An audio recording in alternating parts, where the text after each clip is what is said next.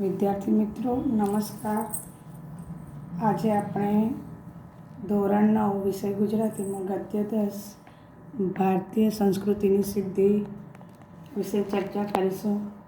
આપણે આગલા વિડીયોમાં જોયું કે સંસ્કૃતિ, પ્રકૃતિ અને વિકૃતિ વિશે ચર્ચા કરી હતી કે પ્રકૃતિ હર હંમેશ સંસ્કૃતિનું રૂપ જે છે એ આપતું રહે છે, કે આપણે ખાવાનું છોડી શકતા નથી, તે આપણી પ્રકૃતિ છે, પરંતુ માંસાહાર છોડી શકીએ છીએ, કે સંસ્કૃતિની દિશા તરફ આગળ વધાવી શકીએ છીએ આપણું એક કદમ,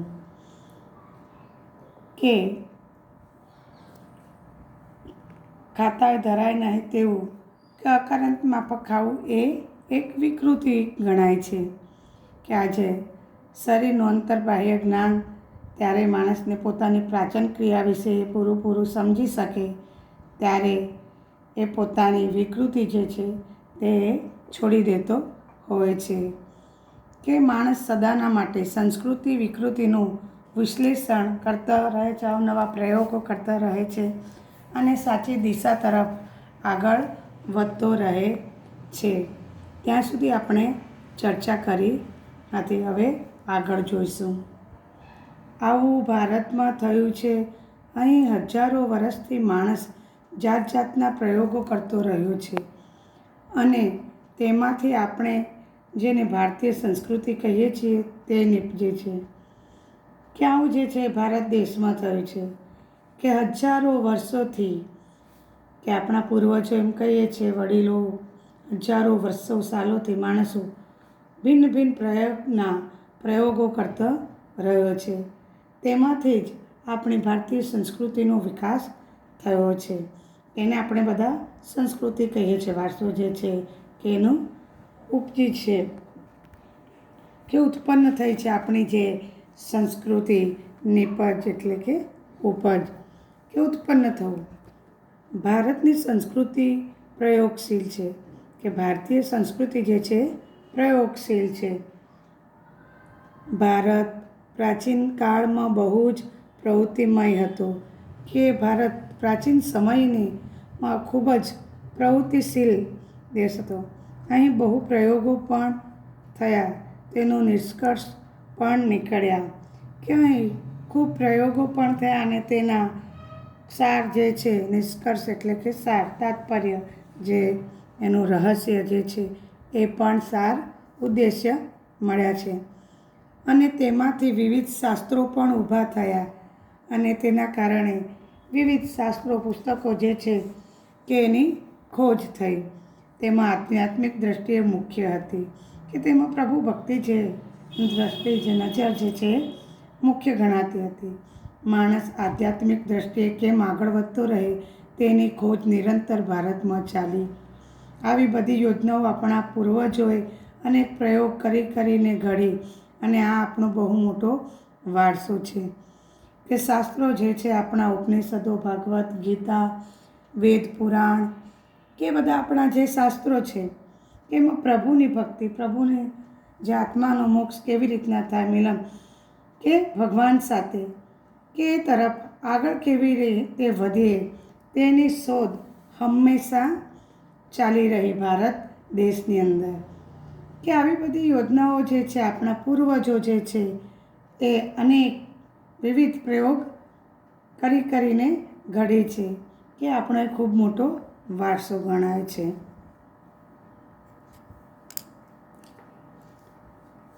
નિપજવું એટલે કે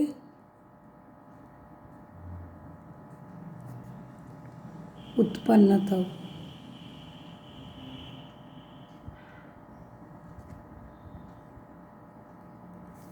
અને નિષ્કર્ષ એટલે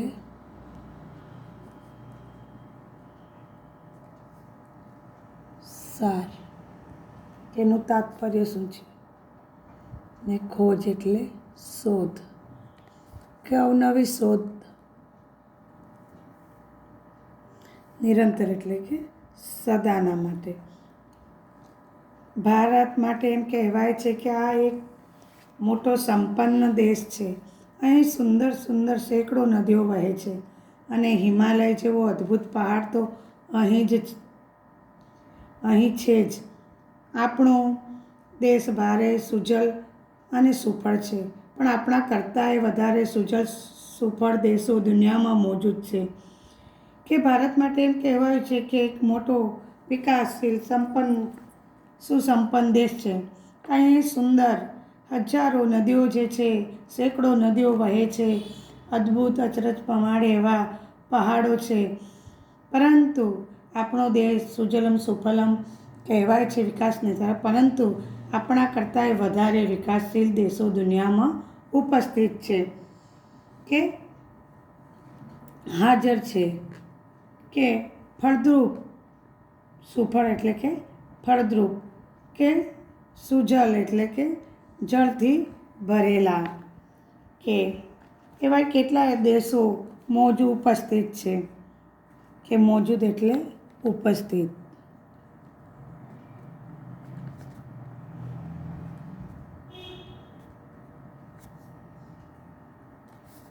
સુફળ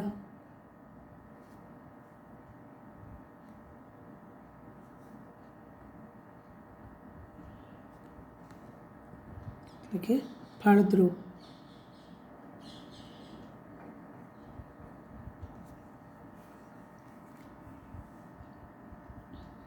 એટલે આ કાંઈ આપણી વિશેષતા ન કહેવાય, કે કંઈ અન્ય દેશોથી અલગ પડતું નથી. કારણ કે બીજા દેશોમાં પણ આવી સુજલ ને સુફળ જે દેશો, આપણા ભારત દેશમાં હજારો જે નદીઓ વહે છે, અદ્ભુત પહાડો જે છે, એવા બીજા દેશો પણ આપણા જેવા જ છે, મોજૂદ ઉપસ્થિત છે. એટલે આપણી એ વિશિષ્ટતા ન કહેવાય.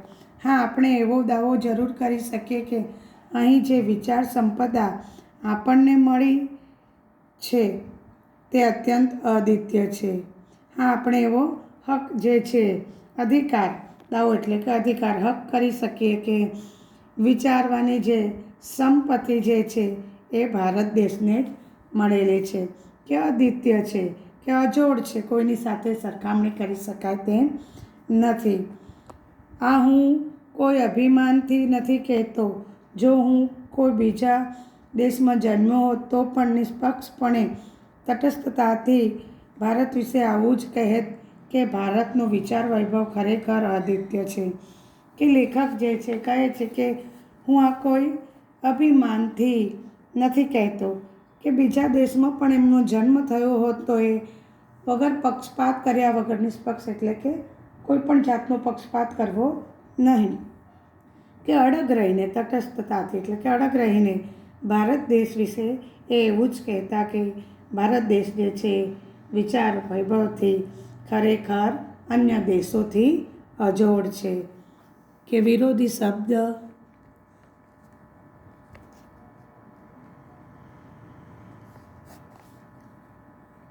અભિમાન તો નિરભિમાન.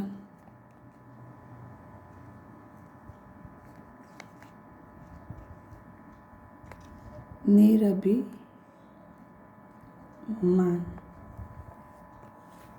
મોજૂદ તો ગેરમોજૂદ.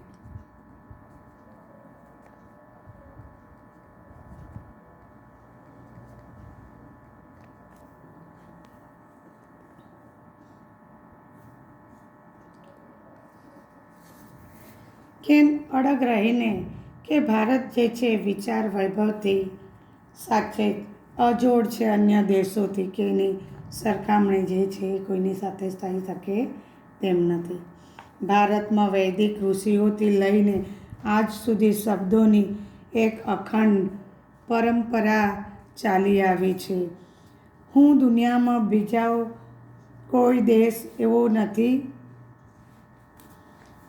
જોતો જ્યાંની ભાષામાં 10,000 વર્ષોથી એના એ શબ્દો ચાલ્યા આવતા હોય. કે ભારત એક એવો વૈદિક ઋષિઓથી લઈને આજ વર્તમાન સુધી શબ્દો એક અખંડ પરંપરાગત રૂઢિગત રીતે ચાલી આવતા છે, કે જગતની અંદર બીજા કોઈ એવો દેશ નથી લેખકે જોયો કે જ્યાંની ભાષામાં 10,000 વર્ષોથી એના એ શબ્દો ચાલ્યા આવતા હોય છે. ભારતમાં શબ્દ શક્તિનું જેટલા ઊંડાણથી ચિંતન થયું છે તેટલું બીજે ક્યાંય નથી થયું. ભારતે પોતાના પુરાણા શબ્દોને તોડ્યા નથી, નવા જરૂર બનાવ્યા છે. કે ભારત દેશની અંદર શબ્દ શક્તિનું એટલું ઊંડાણ જે છે, ચિંતન મનન જે થાય છે તેટલું બીજે કયા દેશોમાં થતું નથી. કે ભારતે પ્રાચીન શબ્દોને તોડ્યા નથી, નવા અવશ્ય બનાવ્યા છે. સાથે જ જૂના શબ્દોમાં નવા અર્થ નાખીને તેમનો વિકાસ કર્યો છે. કે તેની સંગાથે જ જૂના શબ્દોને નવા અર્થમાં નાખીને એનો વિકાસ સાધ્યો છે. આ શબ્દ પરંપરા ભારતમાં પહેલેથી આજ સુધી અખંડ ચાલી આવી છે અને બીજે ક્યાંય આવું જોવા મળતું નથી.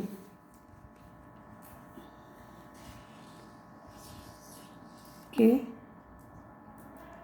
વિચાર સંપદા કે સંપદા એટલે કે સંપત્તિ.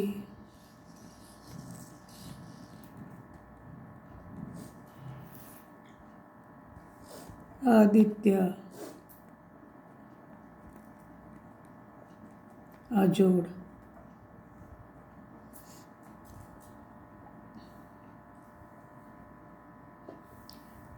આસ્કાચાર્ય કહ્યું, આપણી સનાતન છતાં નિત્ય નૂતન સંસ્કૃતિ છે. કે આસ્કાચાર્યએ કહ્યું છે આપણી કે સનાતન અને નિત્ય કે હંમેશ નૂતન સંસ્કૃતિ જે છે એ ચાલી આવી છે. આપણી ભીતર એક અખંડ તંતુ સદા છે. પુરાણા જમાનાના કોઈ ઋષિ આજે આવે તો તેને આપણું બાહ્ય વેશ ભલે જુદો દેખાય, પણ એને આપણામાં એવું કાંઈક અવશ્ય દેખાશે, જેને લીધે એ કહી ઉઠશે કે આ મારા જ બાળકો છે. આપણી ભીતર કોઈક શાશ્વત, સન્નિગ્ધ, ચવડ, કઠોર અને જીવતરવાળી વસ્તુ છે જે બદલાતી નથી. એ આપણું એક અનોખું બળ છે. કે પ્રાચીન સમય કે આજે પણ જૂના જમાના પ્રાચીન ઋષિ કોઈ આજે આવે વર્તમાન સમયમાં કે આપણો બાહ્ય દેખાવ ભલે અલગ જોવા મળે કે જુદો એટલે કે અલગ જોવા મળે, પરંતુ એ ગુરુ ઋષિને કે આપણા અંદર એવું અવશ્ય જરૂર કંઈક દેખાશે, જેના કારણે તે કહી ઉઠશે કે આ મારા જ બાળકો છે. કે ભીતર એટલે કે અંદર કોઈ શાશ્વત એટલે કે નિત્ય, સન્નિગ્ધ એટલે કે સુવાળી, ચવડ એટલે કે મુશ્કેલીથી તૂટે નહીં તેવું, કઠોર કે જીવંત એવી વસ્તુ જે છે કે બદલાતી નથી. કે તેનાથી આપણને એક અનોખું બળ મળતું હોય છે, અલગ પ્રકારની શક્તિ જે છે એ મળે છે. કે શાશ્વત એટલે કે નિત્ય.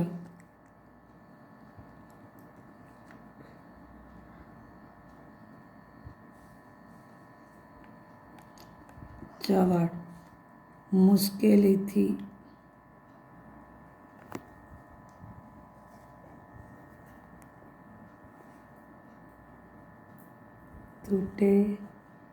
તૂટે નહીં તેવું.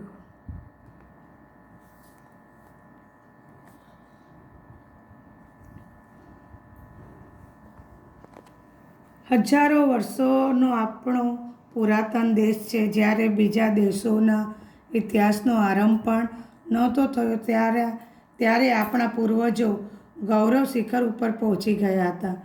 કે હજારો વર્ષોનો આપણો પ્રાચીન દેશ જે છે પુરાનો આ ભારત, કે જ્યારે બીજા અન્ય દેશોની આરંભ એટલે કે શરૂઆત પણ થઈ ન હતી. કે આરંભનું વિરોધી અંત થાય.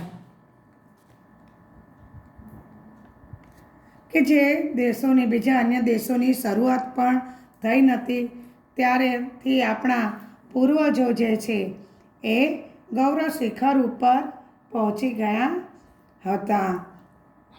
અનેકાનેક પરિવર્તન આવ્યા છતાં અહીંની પરંપરા અતૂટ રહી છે.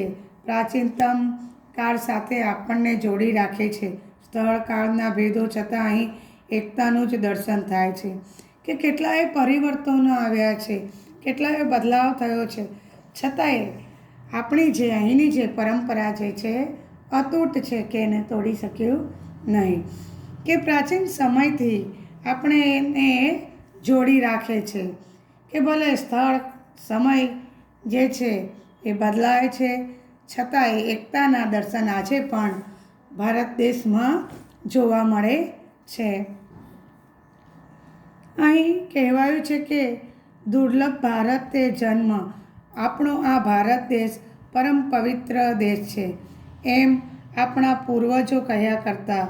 દુર્લભ મહારાષ્ટ્રે જન્મ, દુર્લભ ગુજ્જરે સુજન્મ, એવા વચન તેમને અહીં ક્યાંય નહીં મળે કે કંઈ આપણે દેશ વિશે કહેવાય જે છે કે ભારતની અંદર જન્મ લેવો એ દુર્લભ છે, કે ભારત દેશ એ પવિત્ર પાવન દેશ છે.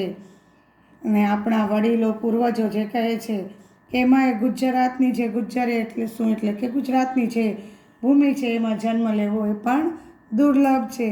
એવા વચનો એ અહીં ક્યાંય બીજી જગ્યાએ સાંભળવા મળતા નથી. તુલસીદાસજી પણ કહેશે, ભલી ભારત ભૂમિ ભલે કુલ જન્મ. 500 વર્ષ પહેલાં ગુજરાતના કવિ નરસિંહ મહેતાએ ગાયું, ભરતખંડ ભૂતળમાં જન્મી જેણે ગોવિંદના ગુણ ગાયા રે, તે ધન્ય છે. કે આ ભારત દેશના જે કવિઓ જે શ્રેષ્ઠ થઈ ગયા છે કે એમને પણ ભારતની ભૂમિને અખંડ ગણાવી છે, કે શ્રેષ્ઠ ગણાવી છે. આ જ વાત અસમના શંકરદેવ અને માધવદેવે પણ કહી.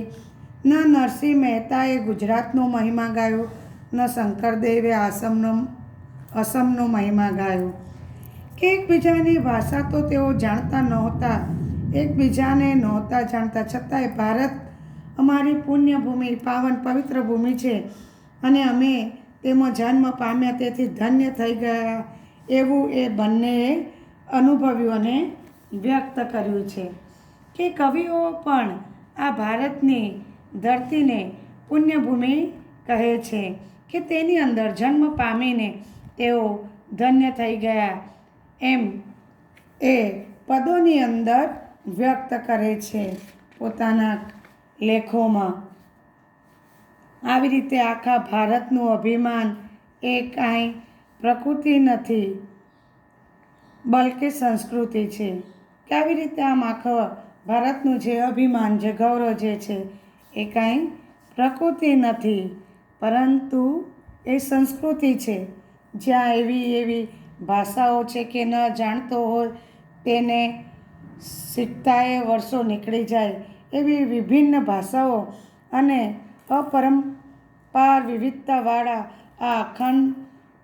આ ભૂખંડને એક દેશ માનવો એ સંસ્કૃતિ છે.